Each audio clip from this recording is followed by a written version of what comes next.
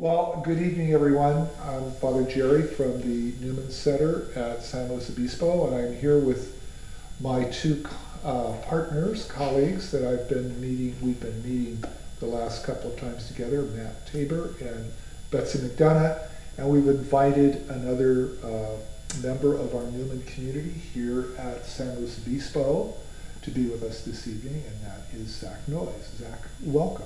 Thank you. We've introduced ourselves in the other podcasts. You can just say like where you're from, what year you're in, and so forth. Yeah, I'm from Littleton, Colorado. It's just south of Denver. Okay. I'm a third year at Cal Poly studying city and regional planning, going through a list of different minors as we speak, but I'll settle on one before I graduate. And I'm also a resident at St. Joseph House, which is a community house here in the SLO Newman community. Great. Well, thank you for joining us. And today we're going to talk a little bit about mercy and shame. And I think I want to introduce it, and then I'm going to invite you to react. But I'd like to introduce it just by saying that a little bit about Easter that I put in the paper at the beginning. That we had this day after Easter, the Sunday after Easter, for hundreds of years, called Low Sunday. And it was supposed to be just a very subdued, we've all been exuberant and excited about Easter, a subdued, reflective, contemplative meditation on Easter. And Pope John Paul II talked a lot about mercy, just as Pope Francis does today. They both were very devoted, isn't the right word, but they promoted an understanding and reflection on the mercy of God. Pope John Paul II had been talking about it for years, but in the year 2000, he invited the church to take a new look at the Sunday after Easter when he renamed the Sunday after Easter Divine Mercy Sunday.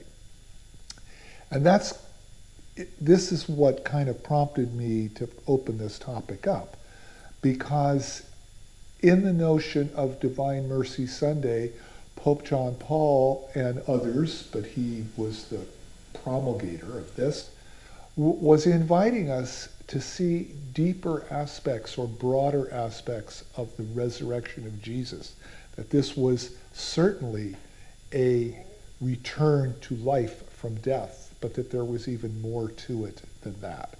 And Pope John Paul wanted us to see that mercy is as big or bigger than simply, I hate to say simply, but a physical resurrection. There was also a spiritual resurrection. That's what Pope John Paul wanted us to see.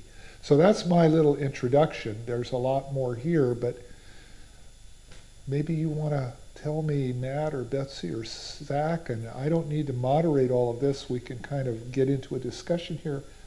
What was reading the paper like for you, or some of the questions that I threw out there that you might look at?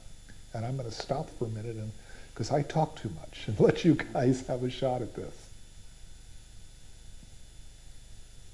I think, I think one thing that you said that I was kind of curious about was you talked about how shame was very internal. But I think that shame can definitely be an external thing that other people kind of put onto you. Mm-hmm. You mentioned the crucifixion and how the Romans used shame to their own ends as a punishment. I think that shame can definitely be an external thing. It does exist internally, but I think it definitely can be an external thing. So. Which is what we call shaming, so we can come back to that. I think you're really right. What jumped out for you, Betsy? I think, the whole thing about the crucifixion and how one of the main purposes of that was to shame, which I never really thought of before, but it makes a lot of sense. So that was interesting. And going off of the internal versus external shaming, I thought a lot about the sort of the definition of shame. I went to the dictionary and looked it up, and I'm going to paraphrase, but 3 words are concrete from the definition. And it was, shame is defined as a painful humiliation due to a foolish, it's a foolish act or decision that you made. And I think, that definition means what it means to all of us individually, but what I found the connotation of that to be, the painful really simmered with me, the painful aspect of shame. And then the word humiliation I found really interesting to be used, but I kind of pondered the term humiliation, and what it means to me is almost a fear of judgment, is how I thought of the humiliation. If you are just in a setting and you are humiliated, you are observing everyone looking at you, and you are embarrassed and ashamed of your actions. And where that took me is who's judging in this shameful scenario, and the humiliation is brought on by judgment, but by who? And I think I kind of reached a dichotomy in this, in that there is fear of judgment by God, and then there's fear of judgment by other humans in our lives. And I thought a lot about the differences between those and the justifications for either of those. But that's where I took my thoughts from the reading. I think Matt's right, that shame, people can try to shame us. What I was struck by is that in the book of Genesis, which is just a reflection on, that story of Adam and Eve isn't really a reflection on creation, it's a reflection on how sin came to be, although it is about the first parents, and it does involve a creation story, but its purpose is more about the origin of sin. But it does say in there that they were naked and felt no shame. So that's one way of looking at it, to say, where did this shame come from? And in the process there, they put on the fig leaves and they're hiding in the garden, and God is looking for them, but God doesn't say anything. God doesn't say, ooh, you were bad. He doesn't say, you ate the fruit. They're already shamed before a word has been said. So that's where I'm thinking there's a piece of this that we do to ourselves. And maybe, and then you guys can tell me what you think of this, maybe the way we get shamed is we all know, I know you can do that to yourself. I know you can do that to yourself. I try to make something happen so you will, I may be wrong about this, I'm just throwing this out, so that you will fall into shame. Because I know that we do this to ourselves, and I try to trigger that in you. That is a possibility. Does that make sense to you, or what do you think? So you're saying that people shame others because they know others, like they shame themselves? Well, let's be specific. So, for instance, with this whole crucifixion thing that came from the Persians to the Romans, and we didn't have time to research all of that. This is 3 pages. But we know the Romans didn't invent it. That it was intended to terrify, intimidate, and also be shaming. And that was the whole point of, we don't know whether, they were either naked or almost naked. There was the evidence is there that they would, the Roman soldiers might molest the person who was hanging on the cross. There were efforts made to shame this person, not just execute. I'm not saying that standing in front of a firing squad would be, but it's over. Who am I to say that? You're dead. It's bad. But this was intended to be as slow and shameful and ignominious form of death as possible, and to shame the person before her companions. So that's kind of where I was coming from when I was saying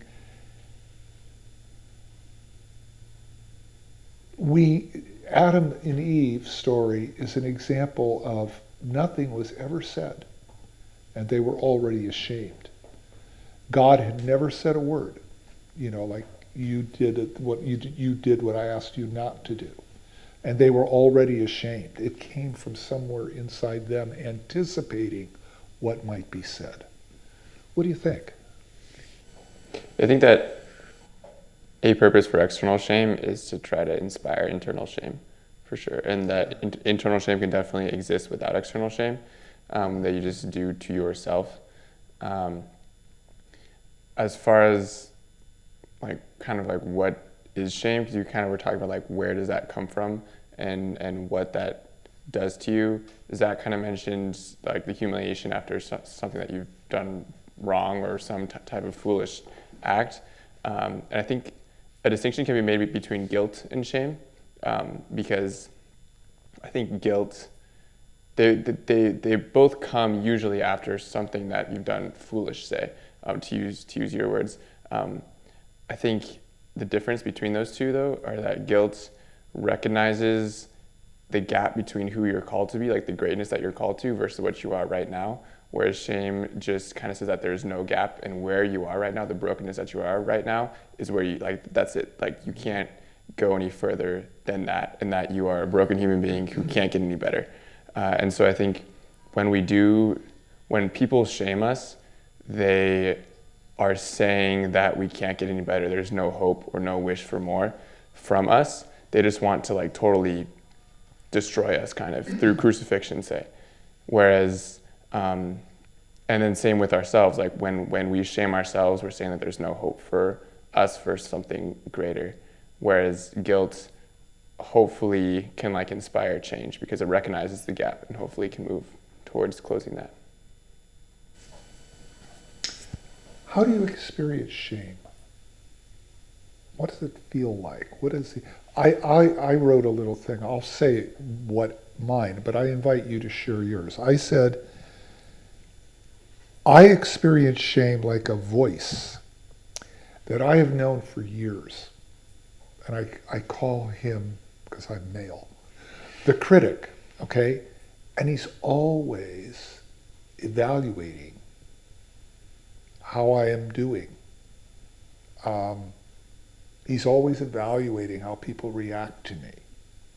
He's always trying to tell me, you could do better. You're not doing the best. You're a failure or something. That's a shaming voice that's just kind of built in. And I don't think I'm the only person who has a voice like that. Do you guys experience anything like that, or another way that you might experience shame? I experience shame. I feel as if it's almost a limit or a toggle almost on my actions. And I feel like in some ways it's the prevention of me being the most full manifestation of myself, and sort of represent myself to the fullest. Whether that's, being Catholic in a secular environment, or, sometimes speaking up against a majority.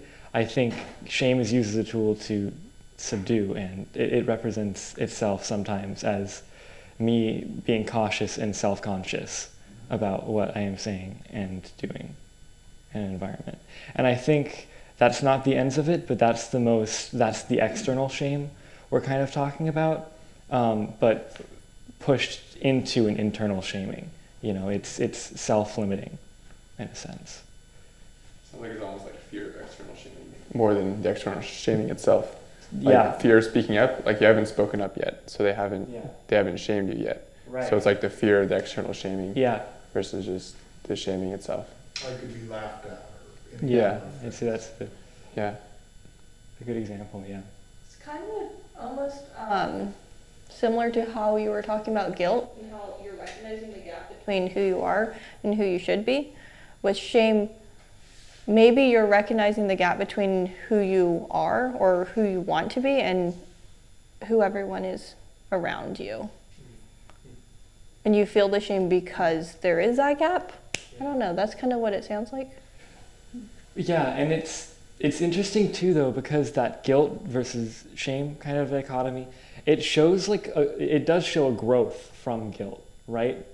And that makes guilt a constructive and productive kind of emotion that we have if we are growing from it, I suppose.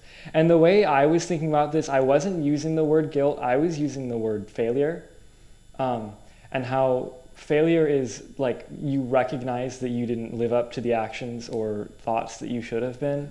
And out of failure should come growth and change, and that's spurred by hope in a lot of scenarios. Go ahead. It seems like guilt or failure should be higher than shame, though. I would agree. Higher in what sense? In that there's still hope for success. Yeah. Whereas shame, I think it sounds like we're thinking of it as almost despair is kind of where we're going with it. I was just going to throw out another, I like that word. consider this. Guilt, or especially failure, are unacknowledging a fact. I took an exam. I got a 61. That's a failure, you know. It's not bad, actually. Well, it depends. You're not in my class. That's not good in my class. But the point is, you objectify that. That's a failure. Then there's shame. I failed. What I say to myself, how I berate myself internally. Or, you know, I take this happened, and then I get shamed by how I handle what happened. What do you think? Does that make sense?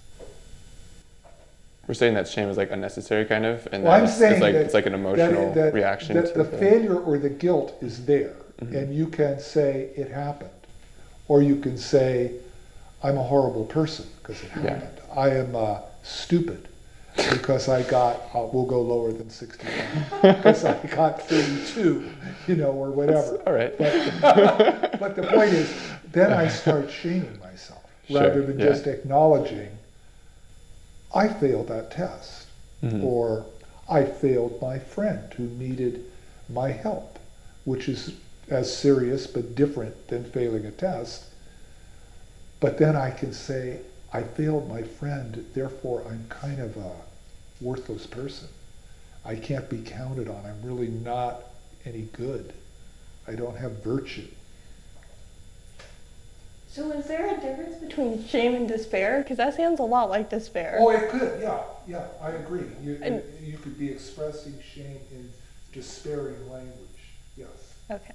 Because it's, sorry. I'm just trying to, I'm looking at shame as a feeling, despair, versus failure as a fact. I got a low grade on this test. Right.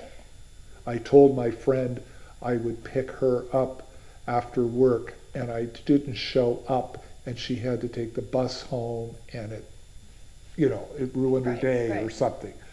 You know, there's a difference between failure and then how you feel. So it seems like shame comes from not taking responsibility for your failures, in a way. Or maybe it's not acknowledging any room to grow. It's almost writing yourself off, and it's not, you're not going to see this so much if your cake doesn't rise or something like that. It's more so you're saying I am not meant for more because of this failure, and when in reality, I think in a lot of ways failure is meant to show us that there is more and that there is room for us to grow. And so if you slip into shame as a reaction to failure, then you're not using that failure as a tool to grow yourself and to improve yourself in the eyes of God almost. You're simply using it as justification for being not worthy, in a sense. And I think that there was a question that said, is shame sinful? And I think if you're using it as justification to call yourself not worthy, then it is indeed, and it's sinful in a way. I think you could look at that as not taking responsibility for your life, though. Because if you're looking at shame as a way to limit yourself, and that means that you don't have to strive for more anymore. Like, you can just be like, oh, well, I suck, and that's that. Mm-hmm. And then you can be sad about it, and you don't have to keep trying, and you don't have to like apologize for your mistakes or Yeah. believe in anything better. Yeah. And that's not being responsible. Correct. That's a good point. Zach brought in an important word that wasn't in the paper and is a good word, worthy. Any thoughts about worthiness?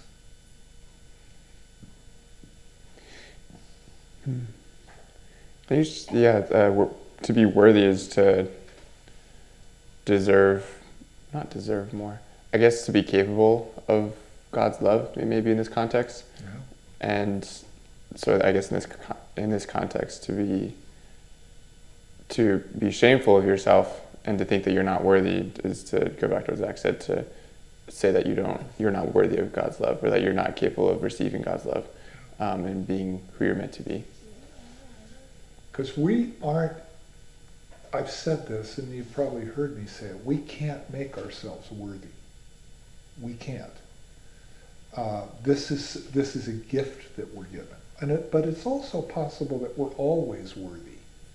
And shame wants us to think that we're not worthy. Because did God create us unworthy? I don't think so. So then if shame, another way to look at shame, and then you're on, is instead of sinful, a temptation to see yourself as less than you are. Yeah, no, and I think, we'll have to listen to this podcast because I think the way I worded it was that we're acknowledging our worthiness. Mm-hmm. If we're not being, but in being shameful, we're not acknowledging that worthiness. And I think that's how we should look at shame, in that it is a temptation to not acknowledge our worthiness and our, I don't know if it's duty to aspire, but our calling to aspire, past each failure we encounter. I also think, though, this conversation has been about the internal shame and shame that we feel, and that's on an individual level. And I think there does exist a societal use of shame, and that's the more external. I think external and societal can kind of be used a little bit interchangeably. Mm-hmm. Because shaming is to almost pin unworthy on someone. If it is not acknowledging our own worthiness to be shameful, in trying to apply shame to someone, it is not acknowledging their worthiness. And we know as human beings, as Catholic human beings, that every human is worthy of God's grace. Those who suffer from addiction, those who suffer from mental illness, the unborn, all of us. And to not acknowledge their worthiness and to shame them is indeed an issue. And I think that is that external aspect of shaming. Good. Yeah, I'm just liking, not liking, but agreeing with what you're saying, because it's making me look at the crucifixion of anyone, Jesus or any, as this person is not human. That's why we can do this to this person. That's that external shaming that you're talking about. This person is not worthy of continuing his or her human life. Not only are we going to execute this person, but we're going to do it in a really ugly, shaming way. So thank you. That was helpful to get a handle on how it, does that fit for you guys? Does that make sense, what Zach was saying? Yeah. Because that's how I heard it. And with that, I think it's important to acknowledge that exists within us as well. And the more we can think about that and realize how we contribute to shaming in certain aspects of our lives, even if it's minimal, the better we can be to everyone around us, the more loving humans we can be.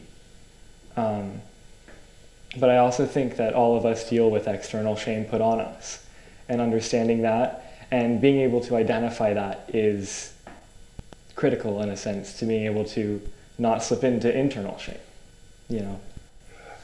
And you could also say, we're just bouncing off each other. You guys got to jump into this when you're ready. But that's what the gospel story is about, that we read on Divine Mercy Sunday. It's about a person, Jesus, who had external shame heaped on him. There's wounds in his hands and in his side and in his feet that are the wounds of external shame. He does not slip into internal shame, like you just said, but rather that this resurrection is saying I hate to put it this way, that there is more to this than life after death. There is also life after being externally shamed. And this is the gift of God's mercy, that they can do this to you and you get set free from it. And here I am, still, but now they are not wounds of shame.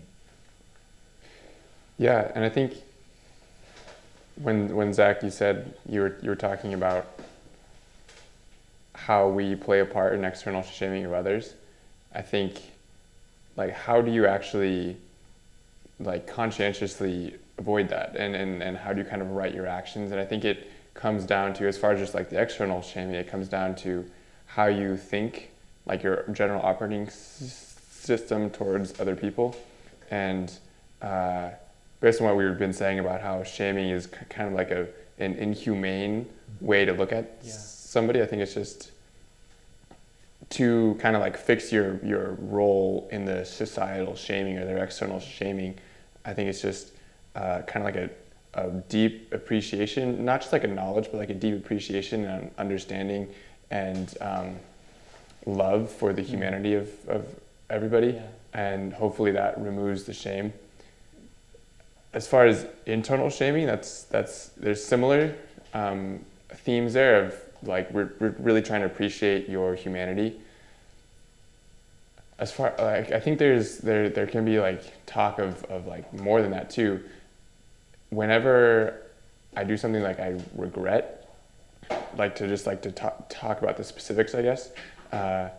One thing that I sometimes like to like ask myself is, what's one good thing that can come out of this? Yeah. And this is kind of going back to our talk about the gap between where we are and where we can be, where shame like keeps us pinned down to where we are. Asking like, what's one good thing that can come out of this? Like if I fail the test, one good thing about this is that I'm probably going to never not study as little as I did before that test. And so I'm going to be better and to try to close that gap and that like really humanizes. Yeah, humanizes, that's the word. You, because again, it has room for improvement and it has room for growth as a human being. I was thinking as I was listening to this that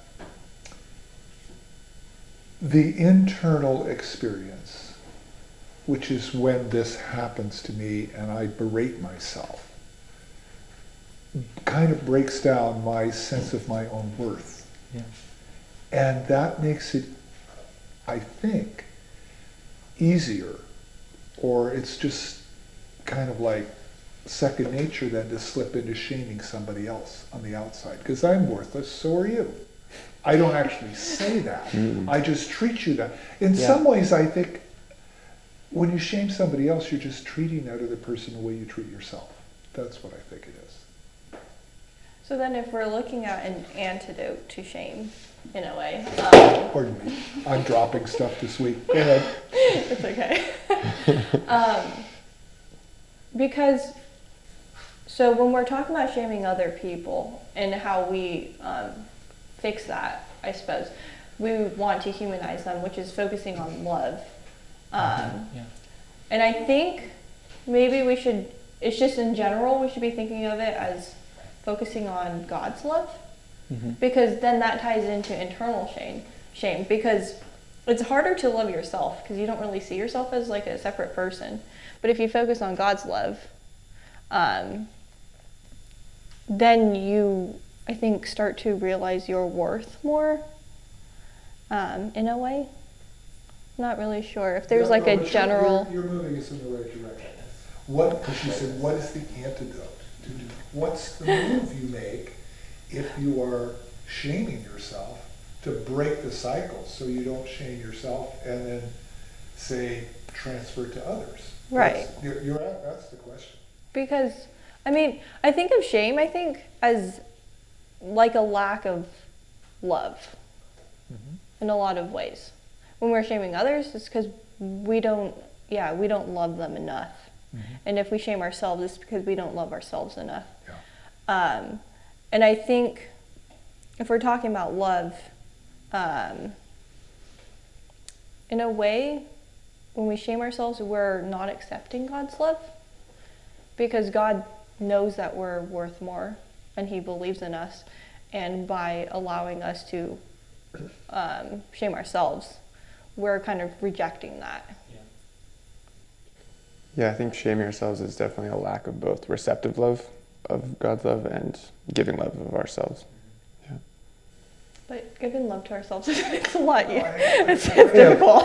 Yeah. Of looking at this, I'm looking at the crucifix up over Matt's head there. It's a way of looking at this mystery of the cross that says, I identify myself with you.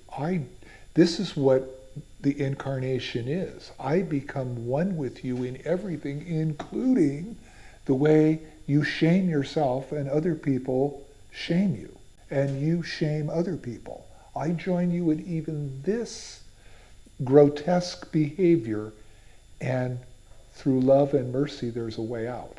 That's what I think Pope John Paul and all the others, and Francis today, are trying to get at with mercy, that this is that's what this cross is, which I don't think I'll say one more thing and then again, your turn. This was not a new idea that you could rise from the dead in the time of Jesus. That was not the surprise. The Pharisees believed in the resurrection. The Sadducees did not. They fought in Judaism about whether there was life after death. This was not a new idea. But the new idea is bigger than the physical resurrection. And I'm not saying, God, we all like to have the physical resurrection. I'm not saying that that's not on our agenda. But this is bigger than that, because the new life won't have this shaming in it. Something else. Will suffering exist in this new life too, Father Gerry? Well, it's a pretty good question, because there is, I don't know the answer to that. I bring this up because there was a question prompted in the papers we received that the listeners did not, but asking if suffering is shameful. Oh, that's right. Yeah, I wrote that question. And I think the way that we should look at this suffering as whether or not it's shameful is through this kind of internal and external, or personal and societal lens that we've framed shame to be at. And I think suffering is similar to failure, in that it's a tool for you to grow out of, I feel, in a lot of ways. Is this a good starting point for this, or do you disagree with that? I think I don't know if suffering is failure necessarily, because I think there's redemptive suffering too. Yeah, I see it as on the same level, and almost to invoke a change, or it should be invoking a change or a growth. Mm-hmm. Yeah. I think suffering is growth in a certain in a certain way. Because like some people suffer greatly and they can't really do anything about it. Certainly. And you can't really grow out of that. You just have to keep keep suffering and redeem Yeah. the suffering through Christ, maybe. Yeah, and I think where I draw an answer to this question, is suffering shameful, is in that growth that comes out of that, because we identified shamefulness as not acknowledging the call to growing from failure. And if I think it's much the same with suffering. If you are growing through that suffering, I don't think it's possibly shameful for you to be suffering, especially if it's something that you're unable to control. But I think in the external, a lot of times suffering is confused with failure, which is what we shame on. We shame on failure of individuals. But I think we also too commonly shame on suffering. And I think that prevents us from using the suffering to its full capacity if that starts to eat away at our own sense of growth. I like that. Does that make sense? Yeah. And so I feel like when societally we misconstrue others' suffering as an unacknowledgement of their failures, something that outsiders are not capable of judging and shouldn't be judging of other people, I think that too, that shaming, I don't think we've talked about shaming in a light that's not a good thing.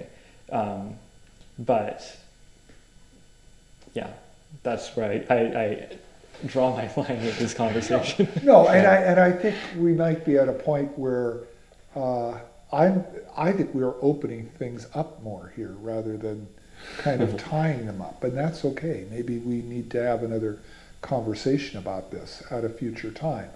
But I would just throw this idea out that this, I'm pointing at the crucifix again, is shaming.